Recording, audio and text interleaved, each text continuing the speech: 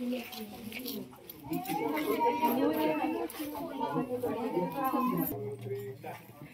सुनो भाई सुनो सुनो सुनो सुनो भाई सुनो सुनो नुक्कड़ नाटक वाले आए हैं। सुनो सुनो भाई सुनो सुनो सुनो सुनो भाई सुनो सुनो सुनो सुनो भाई सुनो सुनो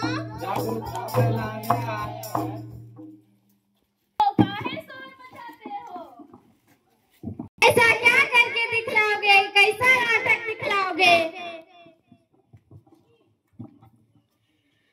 आज हम सब कॉलेज से आए हुए छात्र हैं। आज हम सिकल सेल एनीमिया के बारे में जागरूकता फैलाने के लिए आए हैं। सिकल सेल एनीमिया एक खून की बीमारी होती जो पीढ़ी दर पीढ़ी होते जाती है। तो इससे कैसे बचाव करना है, क्या करना है, इस छोटे से नुक्कड़ नाटक से आइए।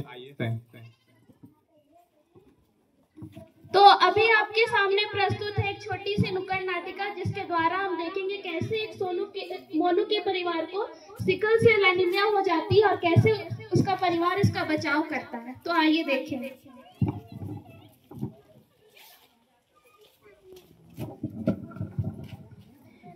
क्या हुआ मेरे लल्ला? माँ मैं स्कूल नहीं जाऊंगा। अरे मेरे लल्ला को क्या हो गया? स्कूल भी नहीं जा सकता, इसको बुखार भी है, थकावट भी आ रहा है, सर दर्द है, बदन में कमजोरी लग रहा है। ठीक है चलो डॉक्टर के पास ले जाते हो।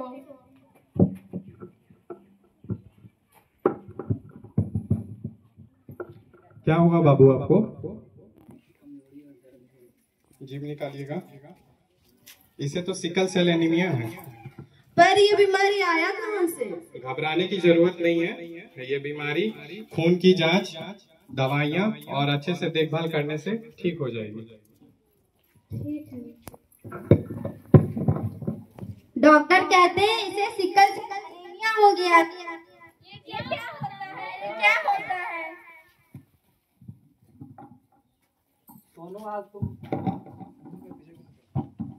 सोनू आज तुम क्लास क्यों नहीं आए हो?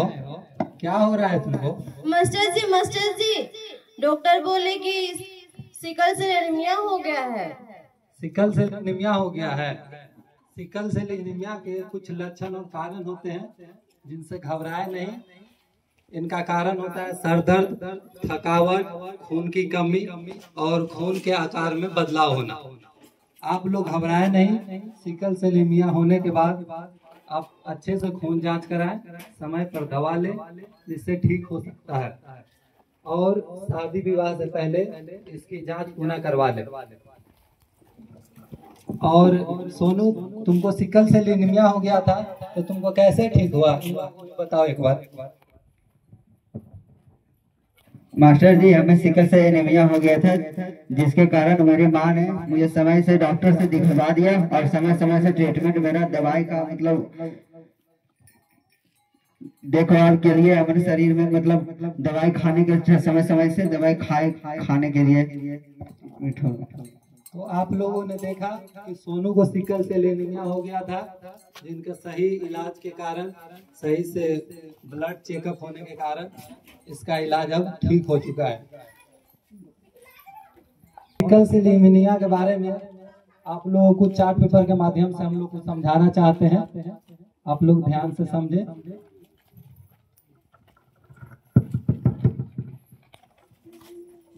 सिकल सेल एनीमिया एक खून की बीमारी होती है, जैसा कि हमने बताया। इसमें जो हम लोग के खून में आरबीसी जो पाया जाता है, ऐसा गोला आकार का रहता है। सिकल सेल होने से उसका चांद का आकार का हो जाता है, शेप हो जाता है। तो इससे क्या होता है कि खून का जो बहाव रहता है ठीक से नहीं हो पाता है शरीर में, और जो खून रहता है बहुत देरी से बन पाता है, जिसके कारण कि इंसान को जॉन्डिस, पीलिया और थकावट, बेहोशी आना, चक्कर आना, ये सब देखने को मिलता है। तो एक ये जेनेटिक बीमारी है, पीढ़ी दर पीढ़ी आती है। जैसे कि माँ बाप या किसी को भी हो तो वो बच्चों में भी हो सकती है। तो इसका सही से अगर दवाई करे, देखभाल करे तो इसे ठीक किया जा सकता है। जाने कि सिकल सेल एनीमिया के कारण और लक्षण होते हैं। सिकल सेल एनीमिया एक आनुवंशिक रोग है जो माता पिता से बच्चों को मिलता है।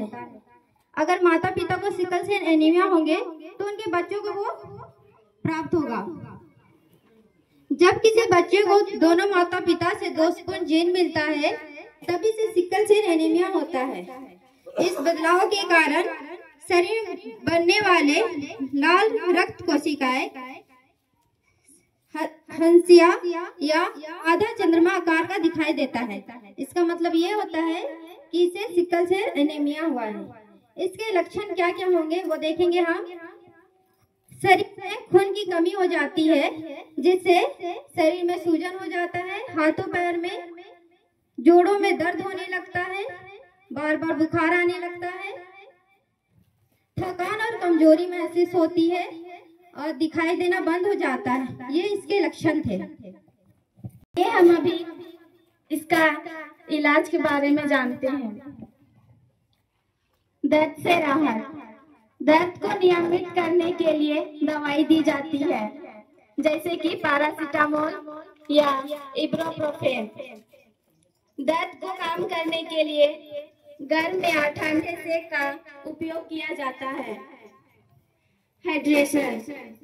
पर्याप्त पानी पीने से शरीर को हाइड्रेट रखा जाता है और सिकल सेल एनीमिया के लक्षणों को कम किया जाता है। दिन में कम से कम 8 से 10 गिलास पानी पीना चाहिए।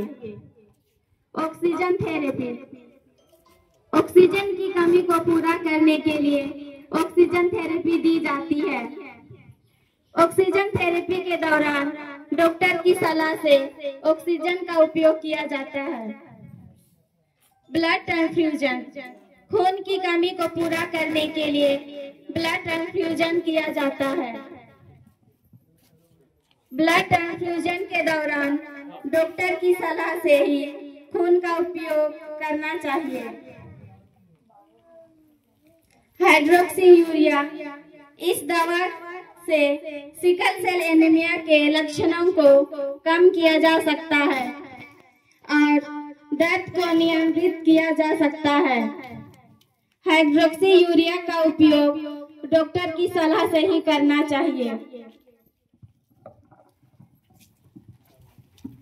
सुनो भाइयों, सुनो बहनों, सुनो एक है बात जरूरी। सिकल सेल एनीमिया से लड़ना भी है जरूरी। सिकल सेल एनीमिया से डरना नहीं है, समय पे जांच कराना है और दवा और जागरूकता से इसे जीतना है। सिकल सेल एनीमिया से डरना नहीं है, जिससे हमारा देश के बच्चों का विकास होगा।